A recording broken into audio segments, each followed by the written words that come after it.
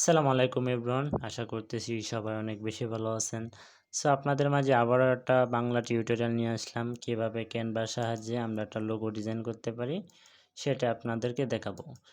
সেটা করার জন্য আপনার চলে যেতে হবে সর্বপ্রথম গুগলে বা ক্রোম বাজারে গিয়ে লিখবেন ক্যানভা।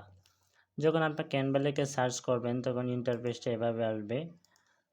ইন্টারফেসটা সেম এভাবে আসবে। আপনি যে ইন্টারফেসটা লেখা আছে ক্যানভা, আপনি এখানে ক্লিক করবেন। আমরা যদি এখানে ক্লিক করি আমাদেরকে নতুন আরেকটা ইন্টারফেসে নিয়ে যাবে। ক্যানভাটা ঠিক সেম এভাবে ওপেন হবে। আর আপনাদের যদি নতুন হয়ে থাকেন তাহলে অবশ্যই জিমেল চাইবে, আপনি জিমেল দিয়ে লগ ইন করে নেবেন, তাহলে আপনার জন্য সহজ হবে।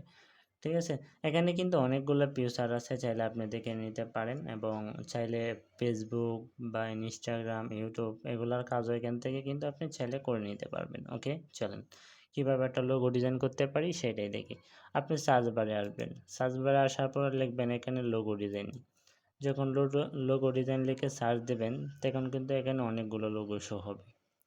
এই যে দেখেন এখানে কিন্তু অনেকগুলো লোগো শো হয়েছে। এই যে এখানে দেওয়া আছে প্রো, আমরা কিন্তু এই লোগোগুলো চাইলেও ইউজ করতে পারবো না, কেননা এই লোগোগুলো যদি ইউজ করতে চাই তাহলে কিন্তু তাদেরকে টাকা প্লে করে তারপর ইউজ করতে হবে। এবং চাইলে কিছু ওয়ে আছে, আমরা ফ্রিতেও কিছু লোগো এখান থেকে ইউজ করতে পারবো। যেমন আমার এই লোগোটা পছন্দ হয়েছে, আমরা এটাতে ক্লিক করব। এটাতে ক্লিক করার পর এখানে কাস্টমাইজ লেখা আছে, আমরা এখানে ক্লিক করব। বা আমার এই লোগোটাও পছন্দ হয়েছে, আমি এই লোগোটা চয়েস করলাম। এখানে লেখা আছে কাস্টমাইজ দিস টেমপ্লেট, এখানে ক্লিক করব। এখানে ক্লিক করার পর দেখেন আমাকে আরেকটা ইন্টারফেসে নিয়ে যাবে, যেখান থেকে আমি চাইলে কাস্টমাইজ করে নিতে পারবো। ইন্টারফেসটা ঠিক সেম এভাবে আসবে। এভাবে আসার পর আপনি এখানে ক্লিক করবেন, এখানে ক্লিক করবেন।